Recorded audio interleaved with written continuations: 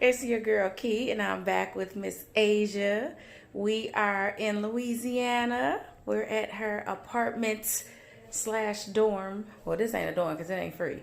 But we're at her apartment, her university apartment. And we just wanted to go ahead and make sure we did her quick follow up. She is in her pajamas, so y'all gotta excuse her. Normally, I don't put her on camera in the morning, but we get ready to hit the road, and I did promise a follow up. We didn't want to leave stones unturned about some of the things she was going through. So the last video we were discussing her being in a boat rowing down a river without a paddle, not knowing where the boat was going. And we discovered that the point of that was the fact that she pretty much was having an issue with seeing the best in people when it was obvious that they were not going to change. And then I did a video regarding some information that Asia received from someone at her trunk party and how I felt about the information that was shared with her and her sister Nene. So Asia, first of all, how do you feel being here in your, hold on, let me go ahead and get this little, okay, y'all see it, she got a little, okay. My cousin did the little thing that's on the back of the toilet, y'all. She made that for Asia. But yes, this is just her room. I ain't gonna, yeah, she didn't make her bed. Rule number 1 when you get to college, always make your bed. So yes, that's her room. She has a nice size room. She has a full size walk-in closet. I hope it's clean in here while I'm opening the door. Okay, it looks good. It looks good. So, how do you feel like right now? What are you feeling? I'm not gonna lie to you guys. I feel I'm really trying to find the right word to say. But I'm just gonna say I feel truly amazing moving to another state. I feel like moving to another state was definitely what was best for me to do because there was so much stuff going on in Chicago, so many distractions. Starting over fresh, moving to another state with meeting all new people that I don't even know. Everybody's so welcoming here, so nice. It just makes me feel good knowing that I'm not in the mess and pretty much moved out of Chicago and moved to another state with pretty much a fresh start and a fresh state of mind. So I feel really good being here. I love my roommates so much. They are so welcoming, so warm, and they're just so nice. I love it here. Yeah. How do you feel that the culture here in Louisiana differs from the culture in Chicago? Chicago is full of, I'm not going to make it seem like Chicago is just a bad place. But here they're more calm. They don't focus on drama. They don't do things. They're more so focusing on, one hand, focusing on getting schoolwork done, and the other hand, all about having fun. Drama and messiness is nowhere near in between that.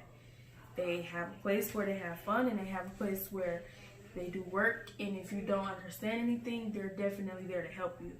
But drama and messiness is not here at all. Now, are you basing that off of what you and your roommates have come to learn and understand about each other and how you plan on running your apartment together? Yeah. Okay. So they've already done a year here already. Is that correct? Yes. Okay, so they're already familiar with the other students, the area, and things like that, and they haven't had anything bad to say? No, they said that like pretty much near the campus, they have their moments where they have fights and stuff like that, but for the most part, when it gets like that, they leave, come back to their dorms or come back to their apartments where they live, and they pretty much distance themselves from that until everything clears up and everybody's pretty good. And even then, they're not the type to kind of like hold grudges. They fight, get it over with, and that's that. Okay, so you recently found out that there was actually a shooting on the Grambling campus. Mm-hmm. I know how I feel as a parent, but how does it have you feeling uneasy about attending any of your classes that may be on campus? Not really. I don't. I'm still gonna go on campus being cautious because that did just happen and it's pretty fresh, but I don't think that's gonna I don't know. You don't think it's gonna deter you from what you're setting out to do? Okay. Yeah. Okay.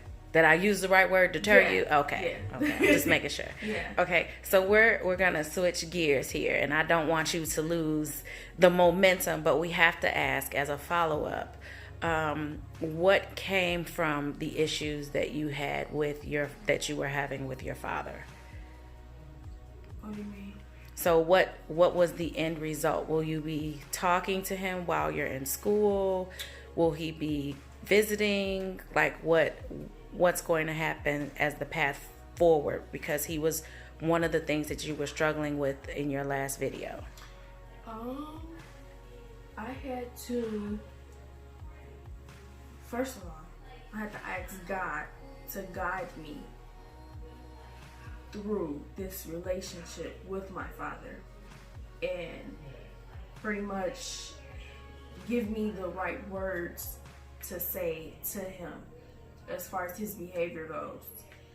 And I had to, this was very hard, but I had to humble myself with me coming to him, telling him how I felt about his behavior, saying it. I had to be cautious about the words that I was saying and the way that I said it. And I had I just asked God to pretty much put it on my heart to not come at him wrong, put the right words in me to tell him, and it pretty much still didn't go right. So for me, I had to do what was best for me and what was best for my health and go on with my life. I feel like sometimes in life you have to leave some people in the past and go on with your life, because that can be the reason why your life is held back.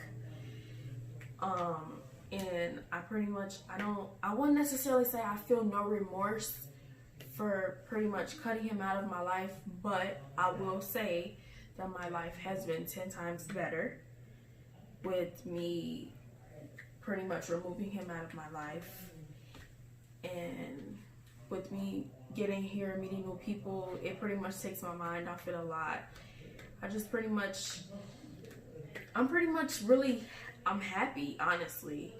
So it's just, I wouldn't necessarily say that's still my father at the end of the day, but some people it's just not meant to be in your life. And there's no point in hanging on to people when you know that they are no good for you or your health, especially when they don't really have a purpose for being in your life. Mm-hmm. So I pretty much moved on with my life, and I'm learning and growing still, and I'm still trying to humble myself. So I feel like it's all a part of growing up and learning. When you are growing into the person that you're called to be, a lot of people is not going to be there with you during that journey of you growing up to be who you are called to be. And sometimes in life, you just have to be okay with that. So, and it was just one of those moments where I was just like, well, God, I'm going to have to be okay with this. Yeah. So. Okay. That's very well said. Did you practice this before I got here? No, I actually didn't know that you were going to do this video right now. Well, I have to be faithful to those that are watching. So, and again, you speak to a different age demographic. So there may be someone somewhere else that needs to hear. And who knows, there may be a young adult that's actually following what you're saying about this relationship, because they may be struggling with trying to have a relationship with a parent and it's just not working for them. Yeah. So someone else may need to hear how you're coping with this, because that's what you've been doing, is coping with it. Mm-hmm. And so I gave them the points that I shared with you about what was said to you after the trunk party. So how did you, let's start with this. How did you feel initially after the conversation? After the conversation, I was very lost. I was confused because I found out a lot of information that I did not know. And a lot of the stuff, okay, on one hand, there was a lot of information that I didn't know and stuff that I was confused about. And then on the other hand, I'm like, how did you even find that information out? So it just kind of had me really like lost and confused. I was like, wait, what? Like, I don't know. So how do you feel about the person that shared the information?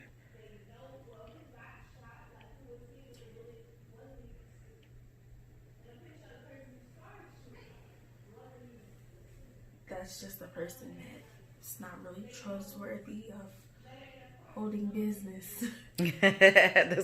That's a very politically correct way of putting that. Yeah. And the person that they said that they received the information from, I know that's someone that is basically part of your bloodline. And you know, I'm never going to teach you all to disrespect someone because of their actions. But do you see that person differently?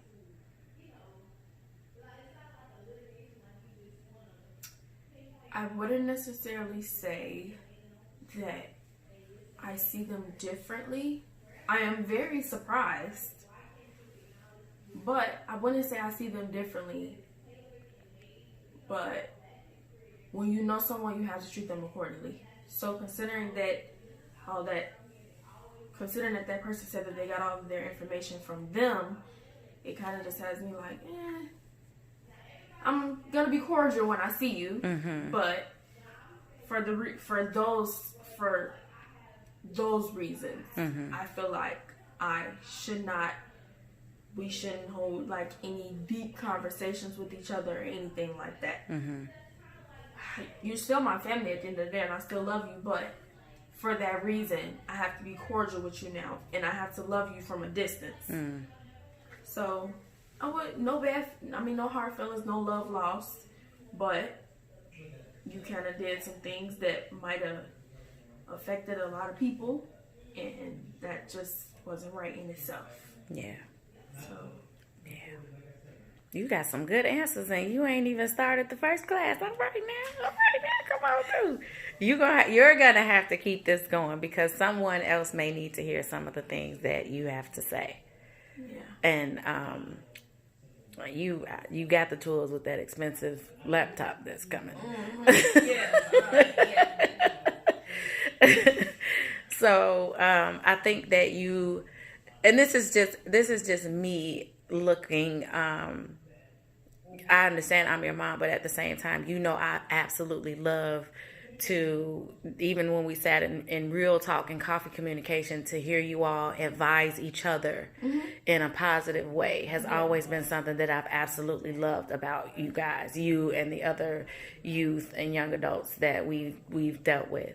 So I would push for you, especially being here on campus. You never know what other people at their campus may be enduring or how they may be feeling.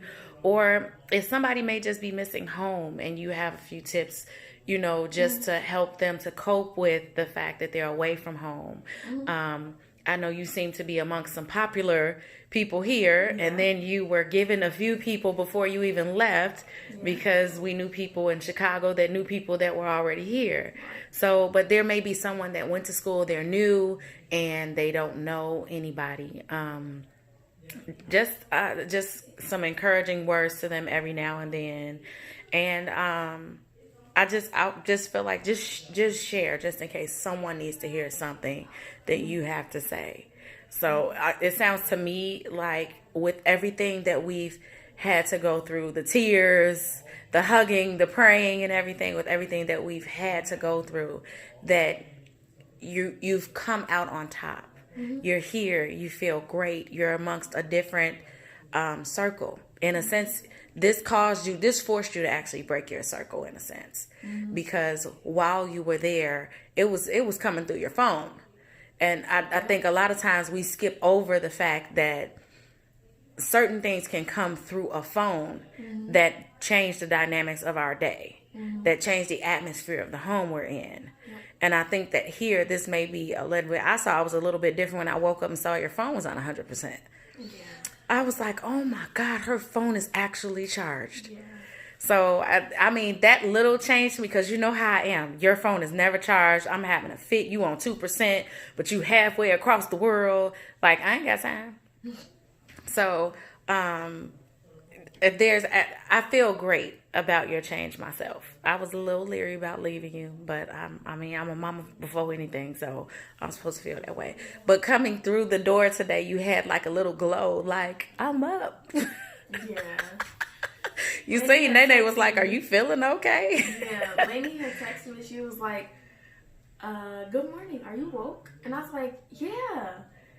And that's when I got up and I straightened up and everything. Except this bed. Yeah, that was...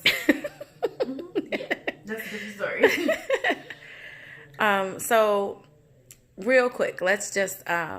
If you could give some sound advice to people that may be trying to get into their next season and they're struggling with either parental issues or friendships that they are having an issue with leaving, leaving the friendship or ending the friendship?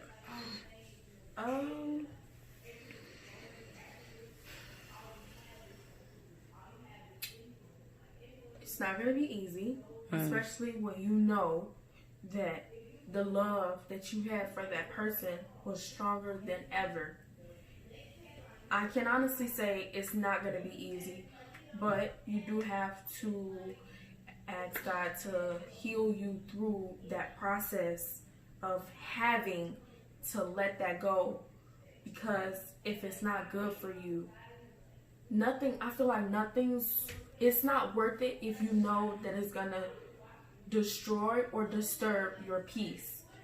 Nothing is worth disturbing your peace. I feel like it is so healthy for you to be happy. It's not worth the depression. It's not worth the bags under your eyes. It's not worth you staying in the bed all day. It's not worth your grades. It's not worth it. But I must say that I definitely had to ask God to heal me through this process, because the process is so hard and it's not easy. And you look at it like, but I want this relationship so bad. But on the other hand, you have to look at it like, but is this relationship going to cost me? Is this relationship going to interfere with the blessings that's coming towards me? Right. Because if it is, then it's not worth it. You losing other people by holding on to this relationship. You blocking your blessings by holding on to this relationship. You getting bags on your eyes. You getting depression by holding on to this relationship. It's not worth it in the end. But it definitely is going to take a lot of prayer to get through the healing process, because it's not easy. It's going to be tears. It's going to be a lot. But you have to have faith that everything is going to get better. It might not be good in that moment. It might not be the best decision. You might feel as though it's not the best decision that I just made. But at the end of the day, you have to look at it like, in the end, this is going to be worth it. Right. So, yeah. That's good stuff. Let's snap that up. Oh, my God, Alana. So we've been working off of a wing and a prayer. And I told you that person basically told Asia, your mother's in the church, but she's not a godly person while she's praying and saying amen. Praying and saying amen has got Asia to this point. I want you all to know that, because even after we got here, blessings were flowing through that Asia was unaware of where it was even coming. Yeah. So I'm glad that once we got here, I'm leaving her, but I'm leaving her and she's good. And I'm glad that we were able to, in a sense, make her whole before we even left her. So You know I love you to pieces. The house gonna be real quiet. Won't be with Thanksgiving here, but No, you're right. It won't. Especially with Layla and Nene and you coming home. Oh my God. But I love you. I want you to make me proud. That's all I ask. Just make me proud. You already know that you have a long list of people that, and not just that long list of people that people say, if you need something, let me know. Those people that look at it like I'll be offended if you're suffering and didn't say nothing. yeah. So you do have that list. They've made it very clear that you are not to sit here and suffer. That if you need anything, to make that call. God changed things during this pandemic that afforded you an opportunity that you may not have gotten otherwise. Mm-hmm. So though people have endured untimely death, people have lost jobs, there are certain things that the youth have been afforded that in ordinary times they would not have been given certain opportunity, and you are one of those people. So we are truly grateful for the blessing that you've received during this time. And we will stay tuned. Maybe me and Asia can get on and record a Zoom and post it once I get her up and running and everything, and we can see what she's doing and check in with her later. Yes, ma'am. All righty. All right, you want to tell everybody bye? Bye, guys.